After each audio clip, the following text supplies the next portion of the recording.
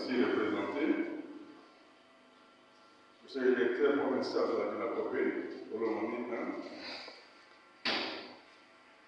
messieurs les inspecteurs principaux provinciaux adjoints,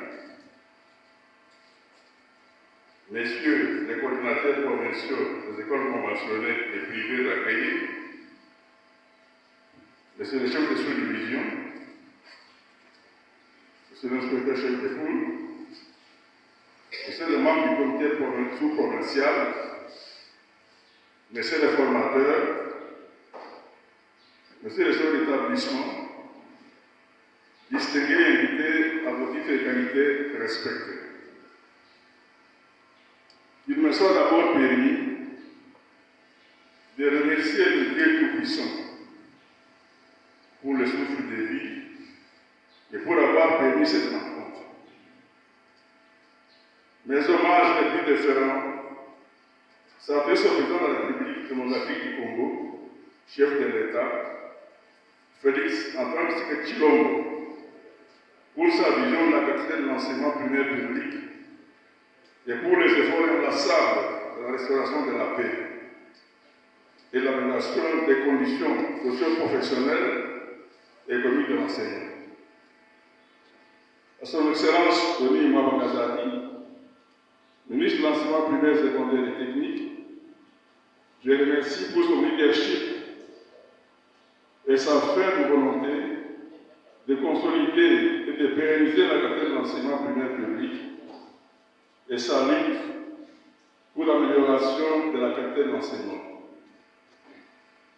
À son Excellence, Madame la gouverneure de la province Olomami, Isabelle Yumba Kalenga Mushimbi, je présente ma profonde gratitude pour l'attention particulière de la cause de développement de la jeunesse du Olomami. À son Excellence, Monsieur le ministre provincial en charge de l'éducation, je remercie pour son accompagnement quotidien dans l'exercice de mes fonctions. Excellence, Monsieur le ministre, Monsieur le membre du comité provincial, Monsieur le membre du comité sous-provincial, chers formateurs et chers chefs d'établissement. L'organisation de la campagne d'information et de la préparation des élèves finalistes de la 8e du cycle terminal de l'enseignement des bases de Tanazos est salutaire, puisqu'elle va faciliter à l'apprenant de poursuivre son cursus scolaire sans approbation. Car l'orientation scolaire et professionnelle vise l'adaptation de l'individu à son entourage en se préoccupant de ses relations affectives, scolaires, en vue de lui permettre de tirer le meilleur profit de ses aptitudes physiques, intellectuelles ou psychiques. Elle assure la bonne mise en place de l'individu dans son milieu scolaire, professionnel et social. Donc, le but, l'objectif est de placer l'homme qu'il faut à la place qu'il faut. À vous les participants et acteurs de l'OSP impliqués à différents niveaux, vous avez le devoir de travailler en étroite collaboration pour mieux accomplir votre mission, celle d'aider les enfants, les adolescents dans leur ascension vers l'autonomie et la responsabilité. Ainsi, je vous souhaite bon travail et je vous remercie. Les indicatifs qui sont présents dans la salle, je vous salue. Et je ne sais pas si vous savez pourquoi vous êtes dans cette salle. Cette rencontre a une importance capitale. Capitale pourquoi? Parce que la vie ou la formation de nos enfants en dépend. Vous êtes là dans le cadre de l'orientation scolaire. Orienter, c'est guider, c'est guider. Et quand vous allez guider, c'est pour que vous puissiez vous attendre à des bons résultats. C'est pourquoi vous devez capitaliser cette formation pour aller aider vos enfants afin de faire un bon choix en ce qui concerne la filière ou l'option. Ainsi, nous déclarons ouverte la campagne d'information et de préparation des élèves finalistes de la 8e de base au TENASOSPE et je vous remercie.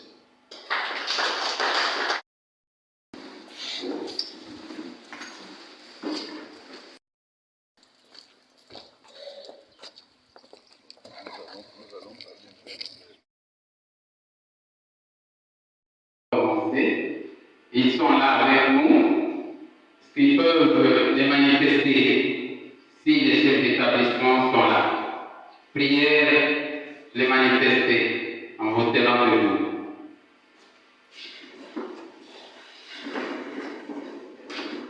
L'Assemblée, nous pouvons applaudir.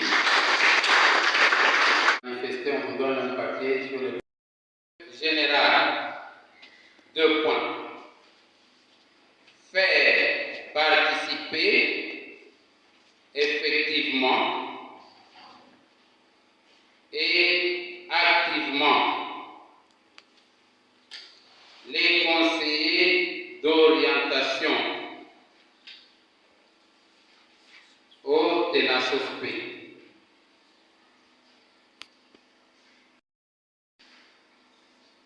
La deuxième catégorie d'objectifs que nous devons atteindre parce que nous nous sommes assignés sur ça, ce sont des objectifs spécifiques.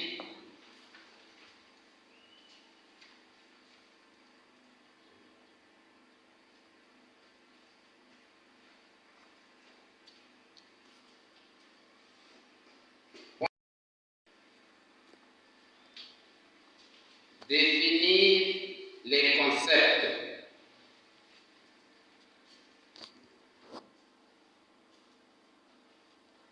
Vous y êtes?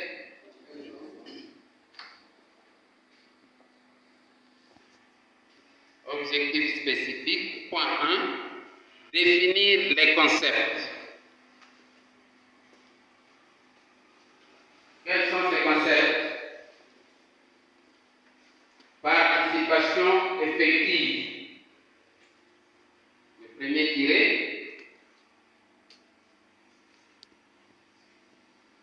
Deuxième tiré.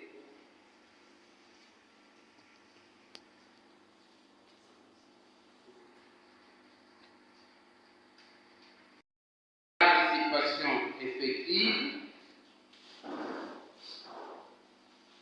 Deuxième concept, c'est participation active. Un questionnaire imprimé auquel vous allez donner des réponses. C'est basé sur le thème du jour que nous connaissons tous. Cela va permettre aux formateurs de se rendre compte des prérequis que les participants possèdent en eux sur ces thèmes, afin de permettre aux participants d'adapter la formation au niveau des participants. On va vous remettre le questionnaire, vous allez y coucher votre nom et votre école. Pour ceux qui ne sont pas des écoles, des gestionnaires, ils vont mettre l'adresse de là d'où ils viennent.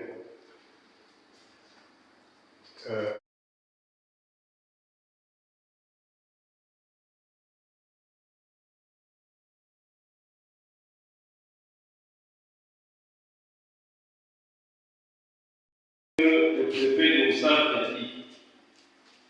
En principe, un conseiller d'orientation au niveau de l'école ne doit pas avoir de charge horaire. Toutefois, il y a une difficulté. L'arrêté est là, mais il n'est pas mis en application. Pourquoi? Parce que la question principale que vous avez posée par rapport au paiement d'abord des remplaçants de ces conseillers-là. Les salaires étant un patrimoine, quand un enseignant se transforme en conseiller, son salaire revient à l'enseignant qui le remplace. Mais comme l'État n'a pas encore pris de dispositions pour budgétiser les conseillers d'orientation au niveau des écoles, c'est pourquoi les amis ont la charge des conseillers d'orientation et en même temps, ils ont des charges horaires. C'est ça notre crainte. La mise en place ne pose aucun problème. Quand vous voyez l'arrêté, ce n'est pas rapport à la taille de l'école qu'on a le nombre de conseillers. Il y a des écoles qui peuvent avoir 3 conseillers, 2 conseillers, peut-être que ça fera partie de la matière que vous allez aborder lors de ce séminaire.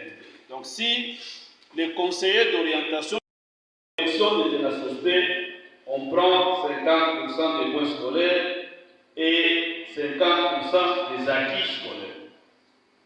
Et si nous sommes là, c'est pour aider les enfants à faire des choix.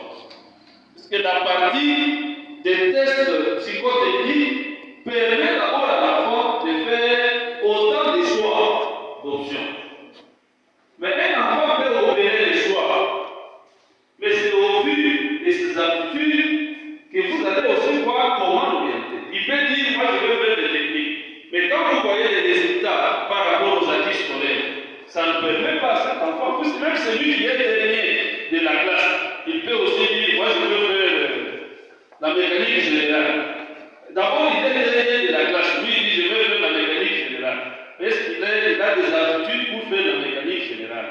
C'est pourquoi, en dehors des choix opérés par les enfants, les psychotechniciens doivent aussi accompagner cet enfant-là en opérant des choix. Et ça doit commencer par l'école. C'est ce qui ne se fait pas. Nous avons été là, on a présenté juste les pré-tests de pré-nasospect. Vos enfants ne connaissent même pas les sous-divisions, les cours. Il y en a même qui ont passé les tests à Luanda, il écrit sur l'école Luanda, centre Luanda. Est-ce que les psychotechniciens sont là dans les écoles en train de travailler? Ça sera la 3e année. C'est aussi une difficulté, puisque les psychotechniciens au niveau des écoles doivent faire un travail. Même s'il n'y a pas de mise en place, mais c'est question que les chefs d'établissement essaient de voir comment diminuer la charge de ces enseignants-là pour qu'ils prennent aussi la responsabilité des psychotechniciens.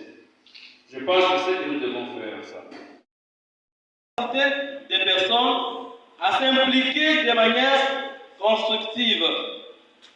Donc les mots-clés là, c'est s'impliquer dans une action. Pour citer, il y a la participation effective, qui signifie l'action qui permet à l'acteur d'être réellement présent, physiquement et mentalement de manière efficace.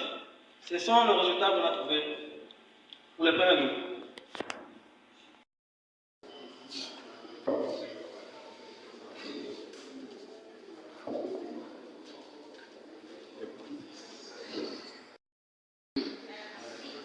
Notre groupe, c'est des deuxièmes groupes. Nous avons défini les concepts ci-après. Là d'abord,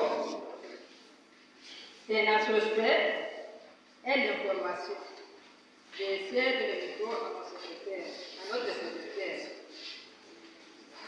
Merci de la parole accordée. Le deuxième groupe a ses membres d'abord, Elongamboya Patient, Mukumbi Wamukanjila Jean, Kumwimba, Shimbi, Goi,